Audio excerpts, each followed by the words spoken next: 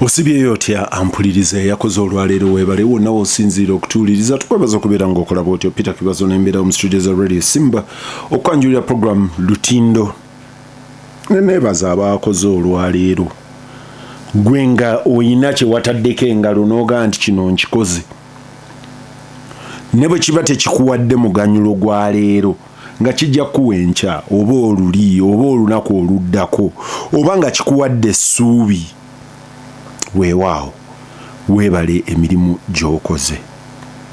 Akawungezi k'olwaleero nandibadde ne muganda wange Ibrahim Ssemujunganda naye nkyayidi kati olwaleero baŋŋambye sijja byogera mu lukolosofa lwabyo naye olunaku abayisiraamu mu nsi lwonna lwe bafuniramu empeera ey'enjawulo nga baalusiibye. Nkakasa Ibrahimu yasiibye kakati abantu bali mu kwetala simanyi oba ebisolo batandika bisala kawungezi ka leero oba babisala nkya ye baguma simanyi waali sinamuwuliza naye ayinza okuneegattako akadde konna ampuliriza tutambula. Olukiiko lw'eggwanga olwa palamenti lugenda kati lufoominga we twamalidde olunaku lw'eggulo nga tulina sipiika tulina n'amyuka sipiika ekibiina kye NRM bawandiikidde ababaka baabwe ne babagamba nti ababaka mwenna buli mubaka ayagala okukubiriza akakiiko awandiike alage n'ebisaanyizo by'ayina ebimusobozesa okukubiriza akakiiko k'ayagala okukubiriza. Jjukira nti obukiiko bwa ngeri bbiri mu palamenti. Eriyo obukiiko bwe bayita kati ebigambo by'oluzungu bye ngenda okunoonya bwe mbivuunula. Eriyo sessional committees, obwo bwe bukiiko obubeerawo mu session ya palamenti katugeze omwaka gwa palamenti gubeera session. Ezo sessional committees nebeerayo standing committee ezo nga zo bwe zitandika zimalayo. Standing committees ezo zaali luli ngo ebeerawo emyaka gyonna egy'ekisanja kya palamenti naye we tugendedde awo emabega baali baatandika okukyusamu ng'oluvannyuma lw'emyaka ng'ebiri n'ekitundu ababaka bakyuka. Saababaka bakyuka oba abakulira akakiiko bakyuka olumu tebakyuka. Nja kugereza aka budgeti kino ekisanja ekiwedde kakulirwa Patrick Isiagi Opolot ebbanga eryo lyonna luli ka ssentebe waako yali Amos Lugoloobi era Amos Lugoloobi nga bwebadde enkola simanyi oba bwe guno abane ku luno nga bwebadde enkola nti buli akubiriza akakiiko ka budgeti abadde asiba agenze mu kabineeti era bonna ababadde batuulawo nga baba mu kwesunga baba mu kwekombaga nti omukisa gwange gujja naye obukiiko obulala bubeera bwa session ya palamenti buli session lweggwako ng'akakiiko ako kakyuka. Kati obukiiko buno ekyokubiri ampuliriza obukiiko bwa palamenti obwo of course tebwenkana maanyi tebwenkana na kisinziira ku kye kakola naye obukiiko bwa palamenti buno eriyo obukulirwa ab'oludda lwa gavumenti si lwateeka nti bo be bateekeddwa okubukubiriza n'olw'obungi bw'abantu bwe bayina olw'obungi bw'abantu bwe bayina mu palamenti nti akakiiko kaba kasingako ababaka abava oludda lwa gavumenti obwo obukiiko bukulirwa oludda olusingako abantu abangi era bwe gutyo obukiiko bwe tuba tukozeseza kya namba kyandibadde kitegeeza kyenkana obukiiko bwonna si kyenkana obukiiko bwonna bwandibadde bukulirwa ludda olusinga ennamba ennyingi naye gye twakoppa palamenti zino nga eyaffe ekolera mu nkola ya Commonwealth oba amawanga agaali amatwale ga Bungereza amawanga ago gayina bye kaateekateeka ne gaga nti olw'okucheckinga gavumenti, olw'okutunuulira gavumenti byekola n'obibuuzaako ebibuuzo, ejja kubaayo enkola nga yo tedeterminingibwa namba. Kati obukiiko obusigadde bwonna bubeera bwa numbers, asinga namba yajja obukubiriza. Naye obukiiko obwekebejja emirimu gya gavumenti mu concept ya public accounts, obwo bukulirwa oba bukubirizibwa baludda luvuganya, mu ngeri y'okuga nti bano bajja kwekebejja nga tebeekobanye, naye babeerako ne bannaabwe ab'oludda lwa gavumenti. Kati obwo obukiiko obw'enkizo obwa public accounts, mulimu the Traditional Public Accounts Committee eyetunuulira ebitongole bya gavumenti, ensaasaanya yaabyo, enkola yaabyo ey'emirimu. Mweno parliament ewedde kabadde kakulirwa emyaka ebiri egisembyeyo ndooza n'ekitundu, kabadde kakulirwa Muhammad Muhanga Kivumbi ne yani erinnya ndyerabidde ye omanyi Namugga Namuju manyi batabula omu mukujjukujju omu abadde akola omulimu gwe, omu ku abo. Kati ako ke kamu ku Public Accounts Committee. Eyokubiri Public Accounts Committee ye Local Government Accounts Committee. Bwe baayawulamu emirimu egya Public Accounts Committee ne bazuula nti zaali zeetaaga okweyawula. Public Accounts Committee eyokubiri ye Local Government Accounts Committee. Eyo yekwatibwako zi districts zonna. Eyo nayo okufaanana park enkulu, ssentebe waayo n'omumyuka ava ku ludda luvuganya. Ey'okusatu bagiyita Kosase, eyetunuulira corporations za gavumenti, bano ba National Water, kati tuyina UADCL, tuyina Bachira Motors, simanyi oba NECA reportinga bwatyo oba janga Ministry ya Defense, naye abo bwe batyo, abo bayita mu Kosase. Naako kakulirwa ludda luvuganya, era ndooza mweno parliament ewedde ssentebe waako abadde Medad Lubega Sseggona. Emyaka ebiri egyasooka kaaliko Ssenyonyi Joel abadde akulira ab'oludda oluvuganya mu parliament. Joel Ssenyonyi ye yakulira Kosase. Abasinga bagijjukirako ebibuuzo ebyakajjojijjoji bye yabuuza ku Uganda Airlines ne ku Civil Aviation Authority. Ebibuuzo ebyo Joel ne banne, and give him his credit, really Joel ng'akulembedde akakiiko ako, mubaamu abantu bye batayogera, naye omubaka mu kisanja kye ekisooka, omubaka mu kisanja kye ekisooka, Joel exceeded his limits nga ssentebe w'akakiiko, ng'omubaka. Oluvannyuma nga Lope yatuuka nga oyinza okulowooza alinga Katuntu abadde mu parliament ebbanga, ndooza ababadde basinze okubeera mu parliament eyo ebbanga abadde Abdu Katuntu, Rebecca Kadaga, ndooza Moses Ali naye, ne Ruth Nankabirwa, newankubadde ku luno Ruth Nankabirwa abaddeyo nga minisita. N'abo ndoza bibabadde mu parliament abakyasinze okusavinge ne Edward Kiwanuka sekandi yavaayo kati bwe mbadde ngenda okujuliza omulala.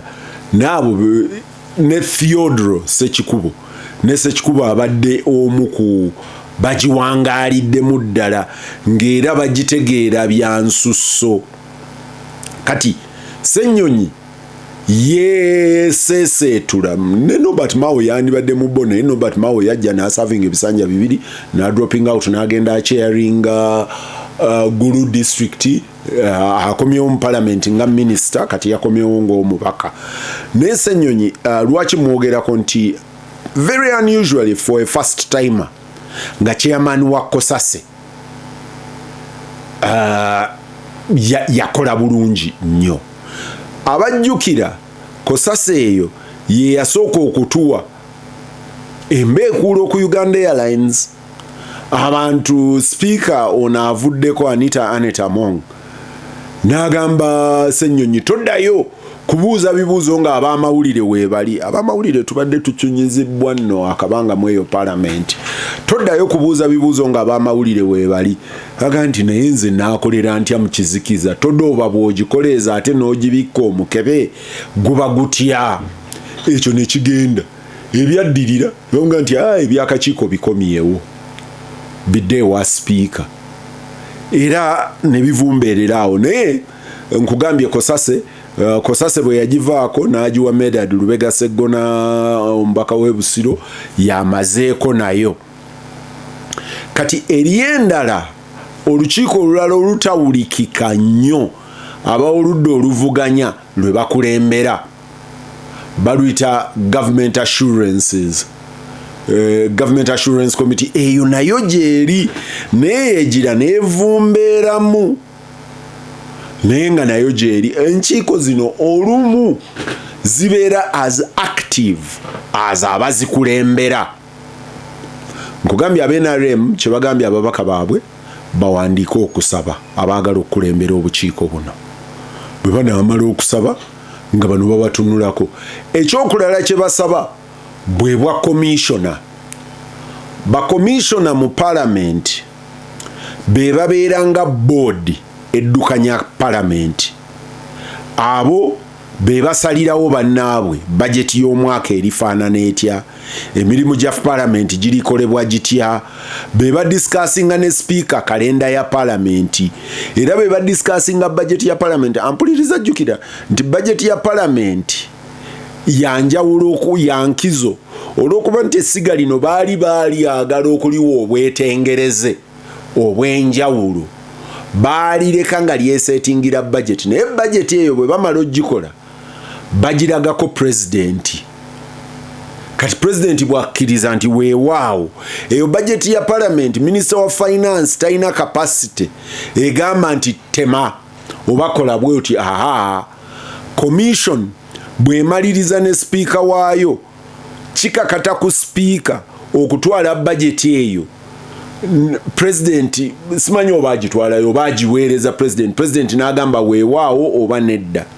Manyi nti emyaka egiweze gyonna babadde tebafunanga objection kugamba nti president yaganye bye baasabye nga bwe babisaba bwe babifuna.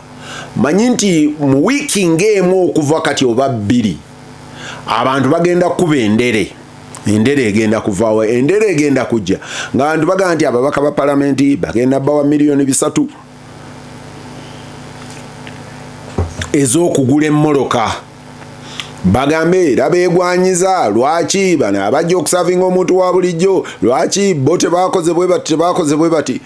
Ampuliriza ng'oggyeko okwogeza obuyinike ng'obwange nti embeera nange 3 nandibadde mbyagala, okulimba kubi nange 3 nandibadde mbyagala. Naye amazima gali nti bino byateekebwa mu bajeti ya palamenti. Abaabiteeka mu bajeti ya palamenti be bali abaafulumye. Ate abaafulumye ampuliriza palamenti emanyi ebitundu 64 eby'ababaka ku buli 100 tebaakomyewo. Nziramu buli lw'obala ababaka 100 ababaka 64 tebaakomyewo mu palamenti. Kitegeeza ebitundu 36 ku buli 100 beebokka abaakuumye ebifo byabwe. Gwe zibirira omage wammwe eyali akiikawo yakiika. Nze nja kugereza ewange gyensula. Ibrahim Ssemujunganda teyakomyewo, Musisi ye yazze. Wane Nansana ani yabadde omubaka w'e Nansana? Bannange munzijukiza abadde omubaka w'e Nansana teyakomyewo. Zambaali Bulasiyo Mukasa ye yazze. Kati wano Kyeyune Nakasongola eyali owaayo yamuwerekereza Kyeyune kati yaliyo.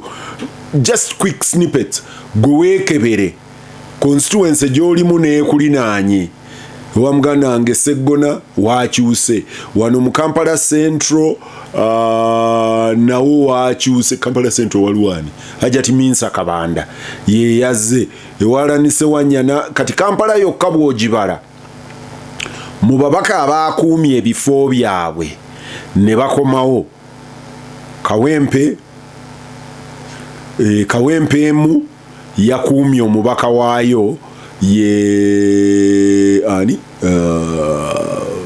munamateeka Nalukola Luyimbazi Nalukola ye yakomyewo Kawempe eyokubiri teyazzizza yaleese mupya kati eyo 50-50 ne tugenda Lubaga South yaleese mupya Lubaga North neekomyawo kubana twakazza babiri ababiri tebakomyewo Kampala Central Muhammad Nsereko n'avaawo abo Kampala Central mwani abakiikirira Minsa Kabanda n'abakiikirira wabakyala ye yakomyewo yewokutaano yowokusatu kubakomyewo oba kandabe owabakyala yakomyewo Kawempe omu Lubaga omu Makindi ezombi zaleese bapya ndozo ogulaba bwe guli Kampala Central nayo neereeta mpya kitegeeza ne mu Kampala mwokka twawezezza abana abakomyewo sikiraba kati mu mbeera eyo ampuliriza nkozesa Kampala nga kyakulabirako kitegeeza nti ababaka bagenze eriyo Yakobo naye aŋŋambye nti ebugiri omu yekka ku bana ye yakomyewo Solomon Sirwanyi kitegeeza basatu ku bana tebadda kyekiri kyenkugambye Nansana baŋŋambye yabaddeyo Wakayima kati Zambali yaliyo Bulasio mu mbeera efaanana bwetyo ampuliriza nti ekigambo ky'oluzungu bakiyita attrition nti attrition rate mu parliament ku mulundi guno yali ya bitundu 64 ku buli 100 surprisingly tulabanga ekinene naye ey'omulundi guli ate yali mu 66 ku buli 100 nga buli lwobala 166 tebakomanyeewo olumu bwe bataddanga abatakomyeewo babo kikukanga nnyo okukira luli eyali wano ku parliament katugeze ey'omusanvu ayinza okubulwayo omubaka gwamanyi omulundi guno ampuliriza ababaka abo bonna bapya abasinga bajja bagenda kuyiga emirimu abamu bagimanyi abamu babaddeyo ekisanja ekimu kati mubawangadde mu parliament mwe muli zaake y'omu kubagundidde mu parliament savinga kisanja kyakusatu kati abo mu mbeera eya bulijjo be bandikulembedde bannaabwe naye ekibiina ky'NRM kyo kyabagambye nti gwe tuwe kati en application teekayo application tuwe CV tulage obusobozi ekibiina kituule ndoza sebijja kuba byakulonda oba Seeke oba ewa Odoitanga Fred batuule bagambe nti weewaawo okwo kwe bagatta ne ba commissioners obwa commissioner buli lucrative oluvannyuma lwa parliament ndoza mu parliament ey'omwenda ba commissioners ba parliament aga nti why ffe tutemera abalala naye ffe ne tuyitiraawo ne beewa emmoloka nti ku benefits endala ze bafuna buli mubaka wa parliament ali entitled to motoka ey'omulundi guno ya $3 nze nkugambye nti ne bwe nandibadde nga nze ndiyo nze nandigisabye manyi abantu bangi abampuliriza bagenda ogamba ffe kakati ono kangeze kuzambali nekyeyune omukubanzise kangeze kuzambali nekyeyune nti bano tubadde tubalaba nga ze bavuga eggwamu n'amafuta Zambali tokasuka amayinja eggwamu n'amafuta egindi yakoze bweti ne bweti nze namusasula ne wano okukola gundi nti agenda atya ne bamuwa emmotoka $1 million mugana wange ye mbakawo oyo ye mubaka wa parliament ebyo byali entitled to. Abategeka amateeka guno baali bagezaako okufuula omubaka wa parliament extremely comfortable, aleme kubeera nga agulirirwa ba lobbyist, aleme kubeera nga omuyaga gumutwala. Kakati ebyo commission yebitegeka, ne ba commissioner mu kwetegekera berekeramu akaabwe ne baga nti ffe nga tumaze okutemera bannaffe, nga tumaze bateekera naffe katweteeketeeke. Ba commissioners ba parliament ng'ogjeeko abakulembera parliament abalala, ba commissioners ba parliament nabo be balinayo ka privilege ak'enkizo akalala. Buli commissioner wa parliament abeera ne mmoloka oba bagamba chauffeur driven car. Chauffeur baba muwerako omushoferi nti buli commissioner abeera ne motoka ya parliament, ebeera n'amafuta ga parliament, ebeera ne dereva. Gye tusembedde kati nga n'omupoliisi baamubawa, ng'abeera n'omupoliisi gw'atambula naye, neyo terinaako liidika. Kakati ye government chief whip akulira ababaka b'oludda oluli mu gavumenti, abeera ku ddaala lya minisita era atuula mu kabineeti. Ekyali ekigendererwa kya kino nti byonna ebiteesebwa mu kabineeti ajje ng'abitegedde, ajja okukubiriza banne ng'amanyi gavumenti kyekola ki kyeyagala. Oyo government chief whip abeera minisita era benefits ze zibeera za minisita era zo ziva mu kabineeti, naye abeera memba w'olukiiko olufuga parliament. Olukiiko olufuga parliament lubeerako prime minister. Prime minister yakulira emirimu gya gavumenti mu parliament, leader of government business. Kati abeera memba wa lukiiko olufuga parliament. So kubeerako ba speaker nonongo ogyeko eno parliament ewedde kwabeerangako speaker, nga speaker bw'atabaawo akiikirirwa omumyuka we. Ne Anita Among bwe bajja ne Yakobo Oulanya, Anita n'alowooza nti bandimukola kali Rebecca Kadaga ke yali yakola Oulanya, nga Rebecca Kadaga yakuba Oulanya ekikono nga yeyetuulira mu komishoni yakubiriza olukiiko bw'atabaawo terutuula. Ko Anita ntai nange nina okubeera memba ku lwanga ajjudde. But really in the normal sense a deputy yandibaddewo nga oli taliiwo, but never mind. Kati olukiiko olwo luliko speaker, amyuka speaker, akulira government business ye prime minister, government chief whip, ne kugattako oludda oluvuganya olw'ennamba ze lwayina mu lukiiko oluwedde, lwayina commissioner omu, oyo memba wa kutaano.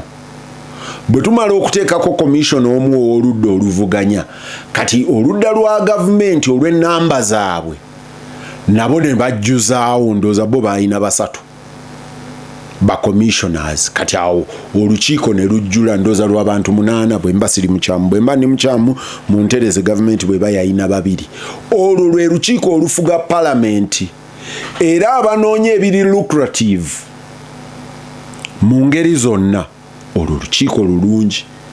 Kati abavuganya gavumenti ne be bavuganya olwo balwagala nnyo. Bwe mba sifunye bwa minisita afazaali ngende ku commission. Kati awo ne tuvaawo.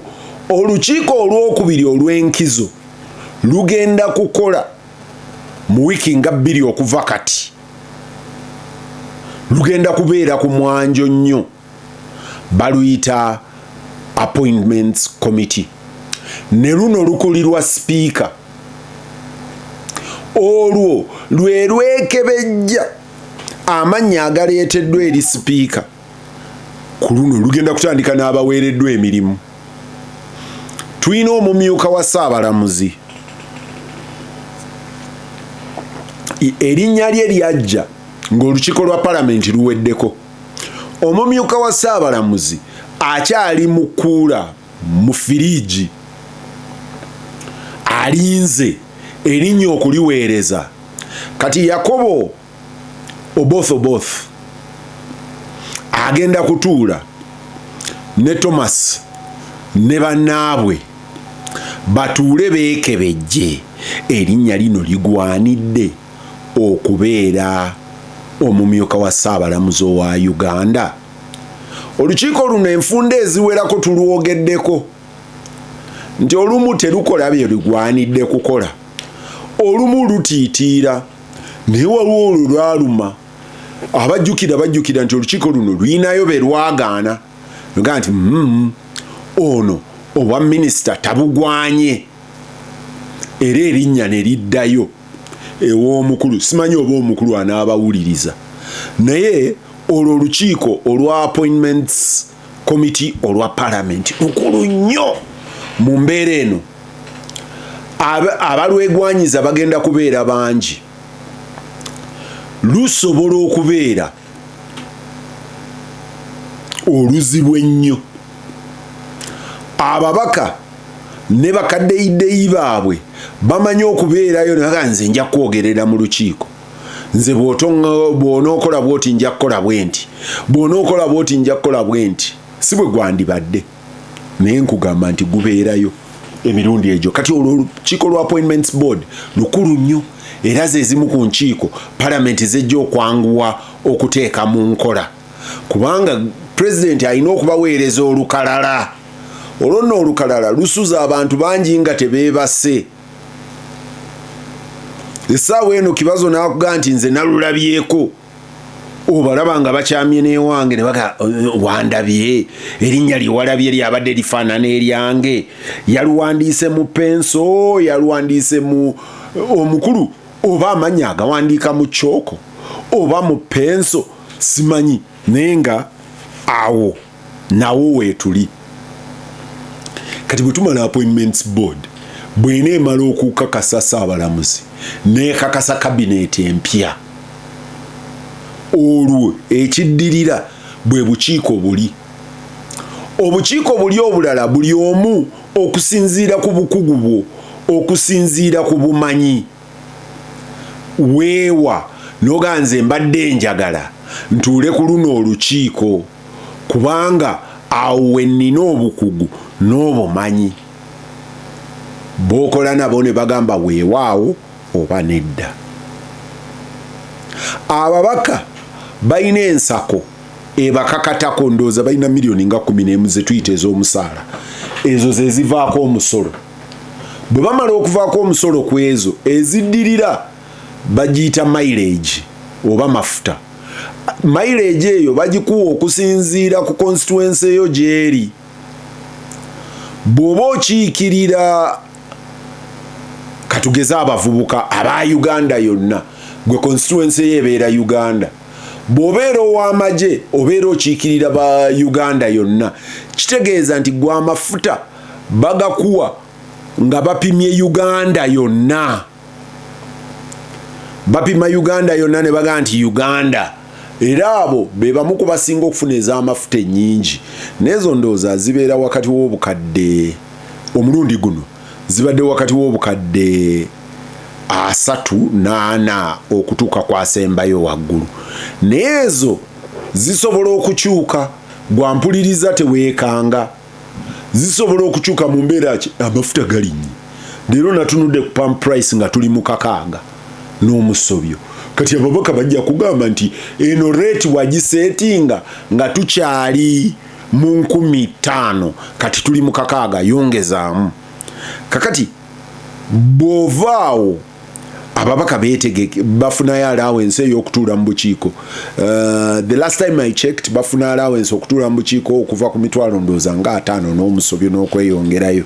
Ekyo sikimanyi nnyo, naye eyo ye palamenti gy'ogenda okubanja. Luli babanga ne Constituency Development Fund yavaawo.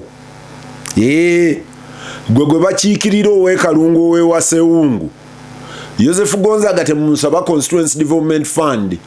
Ababaka yabakaluubirira nnyo okubalirira, twagikozesezza ki, twagigabye tutya, twagitaddewa. Naga ntai ekyo kiveewo kijja tufuukirengo.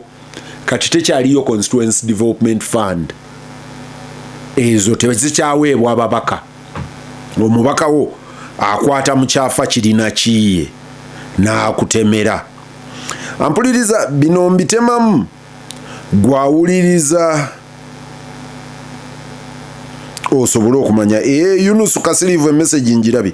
Yunus Kasirivu angambye nti ebisolo kutandika nca Mambya ng'esaze, Mambya weesalira nga batandika okusala. Ndoza Yunus seetaaga na kujja kati uweereza buweereza. Ampuliriza Lutindo, tutambula naawe. Bino ebimu byenkola mbikola okuyambako oyo abadde tamanyi n'eriyo abamanyi.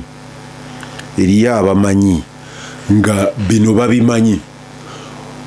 Kati mu nteekateeka ya Parliament, ababaka ba Parliament nga naawe ng'ogenze mu ssomero eppya, nga naawe ng'ogenze ku mulimu omupya, Parliament ebateekateeka, ebasomesa, ebawa okumanya, n'ebategeka nti kati omubaka wa Parliament ayambala bw'ati. Ennyambala eyo nno nkulu. Omubaka wa Parliament bw'abajja mu lukiiko lwa Parliament ayambala ekkooti, ayambala ettaayi, ayambala engatto ezibunidde. Oyo omusajja gwe njogerako n'osiba ettaayi bwoti ne bwoti ne bwoti. Bino omubaka bye tukusuubira okukola. N'omukyala oyambala bwoti. Ndooza eritumwino oyo yakuba nnyo enduulu ne bagattako n'ennyambala eyaffe ey'ekiddugavu. Omukyala bw'ajjira mu busuuti mu Parliament bamukkiriza. Omwami bw'ajjira mu kkanzu basalirwa onontereeza, bamukkiriza. Bw'aba ayambadde ekkanzu eyaffe ey'omuleera n'ateekako ekizibaawo bamukkiriza. Oba n'eri ey'ensawo ekkanzu eyo siri very sure. Bw'ojjira mu bitengi kino kye bayita African way oba agbada oba kyabagana oba kyaki n'okyambala ne kikubuna nakyo bakikkiriza. Standard teyenkanankana mu bukiiko. Ndowooza mu bukiiko bwa Parliament baseeseetulamukko ne bakkamukko. N'ebyo ababaka babibasomesa. Ababaka babasomesa enkola y'amateeka ne bakibe banaakola nabo.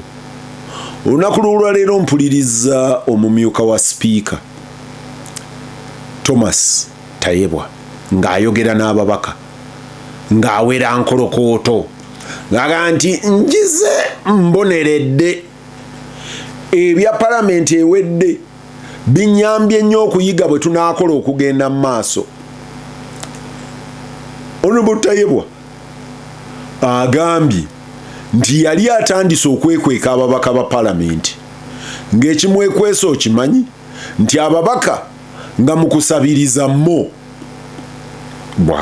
Tayebwa yagambye sinze nti era nga ye bw'ayingira ofiisi nga talinaamu bukadde 10 abanga abeera nga nze lwe siina 100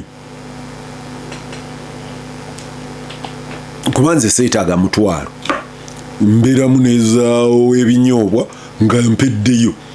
Kati ye agambye nti abeera nga nze lwe siinaamu ezo nti ababaka bajja nze mbw'ate gye yagenda ku mukolo n'agaba obukadde 10 ne baga nti ono omusajja mukodo munnyo mufuta. Kati agambye nti Parliament egenda kuteekawo enkola mu nkola eyo nga ayagala okumuyambako oba fundraiser oba ki olina akapapula kojjuza n'oteekamu n'oweereza nga bwe gwandibadde. Munywanyi wange omu abadde waali aŋŋaye nti mukulu Tayebwa byayogedde birungi era bituufu naye yakoboolanya nga tannafa systems ezo yaziteeka mu place n'alekawo ne polisi nti bino tunaakolanga bwe tuti. Okutambula kw'ababaka kye kimu ku ebyo ebirumya ababaka omutwe okufa obufi era bye bifuula basipiika ab'amaanyi nti okutambula kw'ababaka kunaabanga bwe kuti. Ku mulundi guno Deputy Speaker agambye nti ababaka bajja kutambulanga okusinziira ku lukalala olunaateekebwangayo ssentebe w'akakiiko. Ssentebe w'akakiiko ajja kukola criteria agambye nti bano ababaka bwe tuba tugenda egindi oba egindi ensonga y'okutambula mpuliriza ababaka ebakwatako nnyo kubanga erika akasente atambula n'afuna exposure n'afunayo n'akasente kati ababaka baba bagitunuulira naga nti eyo ababaka bajja kubeera nga recommended by chairperson b'obukiiko ate ne chairperson ajja kusinziira ku nkiika gy'okiika mu lukiiko ne be bakwetaaza bwe tuba tugenda egindi tugenda kukola ki gw'obukugu obuyina bino speaker yabyogedde deputy speaker bwe baba babigoberedde kijja kuba kiwoomu ddala ekyo kimu n'agamba nti bino ebya fundraiser naki teekayo okusabako nti CSR budget ya parliament etunuulirwe obwetaavu butunuulirwe okusaba nako kutunuulirwe ani naani asabye era obwetaavu buli ki ampuliriza wano we wamu ku babadde bavunaana right honorable Anita Among nti CSR budget ne munywanyi we Thomas Tayebwa bagikwatira ddala bubi kati aga nti ku luno wajja kubaawo system ekola bino ampuliriza Lutindo gwe nange biki ebirala byoyagala olabe nga bikyuse mu parliament y'omulundi guno njogedde ku ba gavumenti nti bagambye ababaka baabwe basabe ab'oludda oluvuganya ababaka banaasaba okugenda ku bukiiko buno n'okubukulira n'okugenda ku komishoni n'okubeera baminisita ab'ebisiikirize oba olukiiko lunaatuula ne lwekebejja ababaka baalwo be luyina kubanga oludda lwa Nuupu olukulira oludda oluvuganya luyina ababaka ndooza 49 bwe mba siri mukyamu n'ogattako aba DP n'obagattako aba Congress n'ogattako ababiri aba PFF n'ogattako omu wa anti n'ogattako aba FDC ndooza bali 9 abo bonna bakulirwa National Unity Platform mu parliament era yebawa emirimu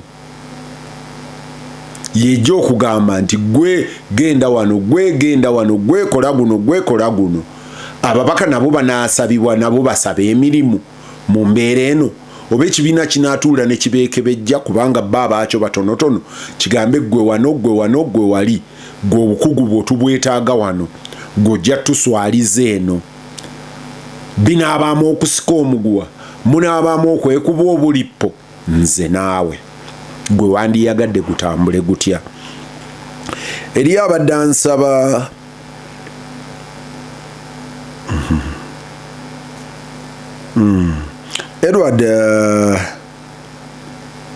Edward abadde ansaba ngangamba nti kibazo abaali ababaka abaali baspiika ba palamenti okutuuka kweno eriko bebaani ndooza abo bazze babalistinga tugenze mu palamenti ya 12 palamenti eyasooka mu Uganda eyaffe ey'obwetengereze yali ya 62 okutuuka mu 63 I think 66 Botelwe yabawamba yasooka kulirwa muzungu omusajja baali bamuyita Bose Griffin nga Mungereza ndooza yatukomya mu 63 ne tuddako ne tufuna Narendra Patel ekifaananyi kye nkiraba nnyo ku palamenti sijjukira ekya Bo Griffins ku palamenti awo bwe nali nkyagendawo nnyo nali sikiraba naye ekya Narendra Patel nali nkiraba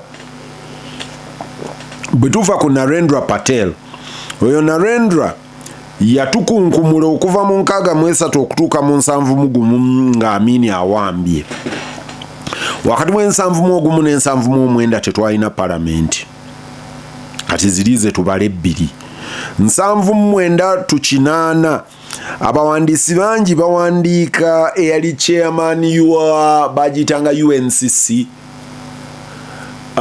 baali bamuyita Edward Rugumayo professor ne wakati awo Edward Rugumayo yamala naweta Edward Rugumayo bwagenda ndoza yali Paulo Waibale Paulo oba Stephen Paulo Waibale senior bwe mandi mukyamu ku Paulo Waibale ajukira mpa erinye tufu manyi Waibale nenzijukira waliwo Stephen Waibale waliwo Paul Waibale waliwo Paul Waibale senior kati manyi okubatabula neche manyi nti Waibale yatukwatamu naye era ababadde ba speaker ba parliament mukwa munywanyi wange Katerega Musaza abadde abajjukiza nnyo naga nti Paulo Waibale mwamwerabira naye y'omu ku baakubiriza olukiiko lw'eggwanga.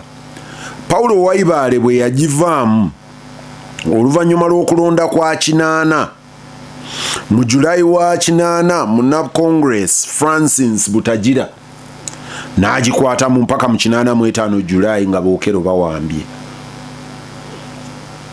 Bookero tebalina palamenti kati palamenti ey'okuna Bookero tebalina palamenti mu 86 Mwami Museveni ne banne ne bakola NRC oluvannyuma gye bagamba ndooza mu 89 lwe bagamba expanded NRC lwe bagigeza. NRC eyali ssentebe w'NRC yali President Yoweri Kaguta Museveni. Newankubadde teyakubiriza palamenti yakubirizibwanga Alhaji Moses Kigongo eyali omumyuka wa Museveni wakati wa 86 n'e96. Alhaji Moses Kigongo ye yali akubiriza palamenti newankubadde mu records za palamenti ez'obusimbalaala President Museveni ye yali ssentebe waki w'olukiiko lw'eggwanga. Awo oluvannyuma mu 94 twafuna Constituent Assembly yakubirizibwa James Wamboga wa Pakabulo. James Wamboga wa Pakabulo ye yakubiriza Constituent Assembly era n'agiko omulimu n'agukola ne gubeera muyonjo nyeeri. Ebimu biyinza okuba byamuyitako naye omulimu yagukola n'agukola abaaliyo ne bamatira. Era palamenti y'e96 bwe yalondebwa waliwo near unanimity ye 6th parliament eyo nti James Wamboga wa Pakabulo yaba agikubiriza. Mwami wa Pakabulo bwe bamulonda Bannayuganda ne batandika okubuguumirira tono omusajja yakubiriza bulungi CA ne palamenti agikubiriza bulungi. Mulowooza tasobola tukwatamu nga pulezidenti? Ebyo bizaalidde bangi akabasa. Bwe babuuza oba tasobola tukwatamu nga pulezidenti, bannannyini ye mu bukomera ne bamuyitayo. James Wamboga wa Pakabulo ne bamuwa obwa National Political Commissar. Bwe bamuwa obwa National Political Commissar, I think that is 1998 or 99. Whoever can remind me may. Ne bamuwa obwa National Political Commissar. N'ava mu parliament nga speaker. Quite odd. N'agenda n'afuuka National Political Commissar. Abamu ne bagamba ndi mu nkola ya Politburo National Political Commissar abeera musajja w'amaanyi, yalengera, yategeka, yakola atya. N'omupiira gulinga gwe baafumitamu ne guvaamu omukka omulundi ogwo. Yasikirwa mukulu Ayume Francis Ayume n'atukwata mu ndoozi emyaka 2. Abajjukira mu mpeereza ey'akameseji awo nzijukira nti Francis Ayume ye yasikira James Wamboga wa Pakabulo, naye Francis Ayume sijjukira oba yatandika 98 oba 99. Now Francis Ayume bw'avaako mu 2001 palamenti ey'omusanvu eno yali nkambwemu. Palamenti ey'omusanvu yakubirizibwa Edward Kiwanuka Sekandi ng'amyukibwa Rebecca Alitwala Kadaga era yagikunkumula emyaka 10 nga tagitadde. Palamenti ey'omusanvu ne palamenti ey'omunaana. Palamenti ey'omusanvu eyo ye yajja ekkomo ku bisanja. Abajjukira miliyoni 5 ez'Mosakot eyo fame ya palamenti ey'omusanvu yali ekubirizibwa Edward Kiwanuka Sekandi be bajja ekkomo ku bisanja. Palamenti ey'omunaana 26-2011 era nayo yakubirizibwa Edward Kiwanuka Sekandi n'akuba 10 lye wali.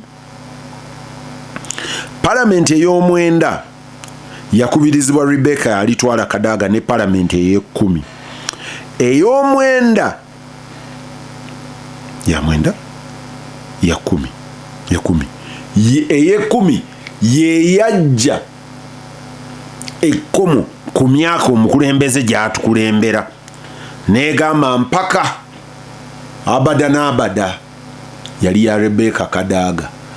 Abajjukira togikwatako, oyo yali Rebecca alitwala Kadaga.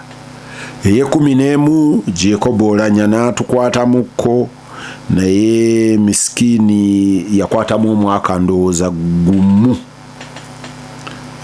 Katonda n'amuyita. Anita Among ekisanja n'akimalayo. Kati twatandise ya Maxon Jacob Oboth ng'amyukibwa Thomas Tayebwa. Ekyo ndowooza nkizeemu. Ampuliriza Lutindo, njagala kuba bulango buno bwenkomawo gwe biwandiyagadde mu palamenti eno okulaba. Oli wakati mu programu Lutindo wano ku Radio Simba. Peter Kibazo mu studio zigikwanjulira eri ngamba abantu nti ababaka bali mu kutendekebwa.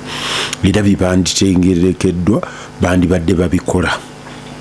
Eriyo n'omulala ngambye nti kino ekisanja enguzi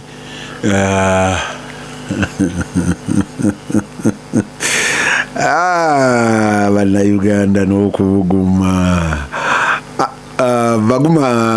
Baguma Ana ngamba nti ekisanja kino twerabire ebyenguzi bikomye. Maybe not. Eriyo omulala ambuuza nti palamenti eneddizibwa obuyinza bwayo ku bajeti kubanga erabika yabuwaayo bwonna. Ampuliriza ekyo nno kikulu. Ekyo kikulu. Mu kisanja ekiwedde mu myaka gya Rebecca Kadaga egyasembayo ebimu ku bye baakayanira ne President Museveni lunye yali influence ku budget ng'eri ku interpretation mostly. Ekigambo appropriation gwe mulimu gwa palamenti omukulu. Ng'ogyeko oversight, palamenti egimu ku mirimu gyayo egisinga obukulu kyekigambo kye bayita appropriation. Kati entaputa y'ekigambo ekyo etuleka tulyaganaaga. When you appropriate okola ki? Okyusa, oddamu n'otegeka, olaba priorities ezitali touched n'ozikwatako. Ku mulembe gwa Rebecca Kadaga ababaka baatandika nga gavumenti bw'ereeta priorities zaayo, gavumenti esooka gireetera mu ntegeka gye bayita medium term expenditure framework. Eyo etambula ne National Development Plan. MTF ejja ng'eraga nti mu myaka 3 egiddiriŋŋana gavumenti bino byebikulu byerikola. Jo twabadde wano ne Betty Namboze ne tugamba nti eriyo abantu abasuubula nga basuubula kusinziira ku kitabo ekyo. Gw'omusuubuzi genda okikebere. Ekitabo ekyo kikuwa ensengeka nti gavumenti egenda kuzimba oluguudo Kampala Jinja Express egenda kuva wano etuuke wano ejja costinga sente bweziti. Gavumenti eteekateeka compensating abantu sente bweziti kuba eteekamu emiwendo gyesuubira. Kati abagezi bw'amala okiraba nanga nti egenda kuyita wanoononya abasaveya noonoonya abawakisi ne bagamba nti egenda kuyita Mukame n'egindi oli n'agenda ye n'agulayo ne lumuyitamu ne bamusasula. But that is speculation. But government mu nteekateeka eno ekuwa entegeka yaayo. Then buli mwaka government ereeta jeyita expenditure yaayo, revenue ne expenditure. Nega nti mu bill eno budget finance bill ereeta nega nti bino wammanga bye tujja okukola naye nga tennajja buli kitongole yo gavumenti egaba ze bayita indicative IPF bazita indicative ekiri ekigambo ekyo ekirala sikitegege. Kati bwakuwa IPF oba sente gwe nga ministry ze bakuwadde ne baga nti ministry ya works nti tukuwadde trillion emu okusinzira ku National Development Plan ne MTF teeka nga sente zino zisaasanya mwekyo. Kati buli ministry ejja ne police statement yaayo mu kakiiko kaayo akagitwala. Ministry of Education nega tugenda kuzimba ebibiina 200, tugenda kuwandiika abasomesa bwe bati, tugenda kola bwe tuti. Kati bwe mala okubiteeka mu byonna, Parliament ebadde n'omukisa ogga nti wano mulimba mwakoze bwe muti, era ababaka mu Parliament ya Mwamukyala Kadaga yasembayo balina kye baakola ng'olyaga nti naye baataddemu wano. Nze eddwaliro lyewange nalyo balyongereko waadi, nze ne banyongereyo kilomita y'oluguudo. Naddala ababaka abaali ku lukiiko lwa budget nga beekwatiramu. Kati mu mbeera efaanana bw'etyo ng'ababaka abo b'amaanyi ddala, n'ebitongole bya gavumenti nga bibayize, nga yiga nti bw'onoogenda nti ababaka abatuula ku lukiiko luno funa bw'oyogera nabo mu Luganda, era bwe munaayogera mu Luganda ensonga zo bajja zitunulamu. President Museveni ng'aga nti nti omulimu gwammwe nga Parliament kukkiriza oba kugaana bye tuleese, si kuddamu kuteekateeka. Kati eyo wabaddewo disagreement mu appropriations. Appropriation kitegeeza ki? Oddamu n'oteekateeka oba ogaana oba okkiriza. Ekyo ababaka kibadde kibasisa omuguwa. Era omulundi ndooza budget ewedde eteriye neyasembyeyo okuyita, President yagibakuba n'agibaddiza yonna, n'aga nti yiyo tugibaddiza mugiddemu mugikwa njagala eri gye naleeta. Nga kiba kitegeeza nti Parliament omulimu gwayo mweyo embeera gwali gwa kuwuuna. Weewaawo we nakulira waaliwo akalango ku radio ndooza kabanga ka statewide insurance ng'ebuuza nti osobola okugaana omuliro okukwata nga gwagambye, olinga ddamu osobola okugaana emmotoka okugwa nga yagize nti osobola n'ebirala. Ekyasembangayo ng'oli abuuza watya nga mulimu ebintu byo, empuuna n'ekyuka. Kati ne ku luno ababaka baali babasuubira kuwuuna nga kalango ka statewide insurance, muwuune buwuunyi, we mutakkiriza mugambe naye temukwata ku numbers zange. Mu mbeera eyo I hope this Parliament will change that. Mpuliriza akadde kalabika kantwala naye ali wano. Twabadde tusuubiza okukwatayo ababaka abantu 3 bokka. Gwe Parliament eno ogisuubiramu ki? Ojagaza ki? Parliament eno gw'ojagaza ki? 1, 2, 3. Ampuliriza Lutindo, tugenda kuddamu tusinkane nate. Parliament tujagaliza bulungi n'abakola emirimu abalala. Essaawa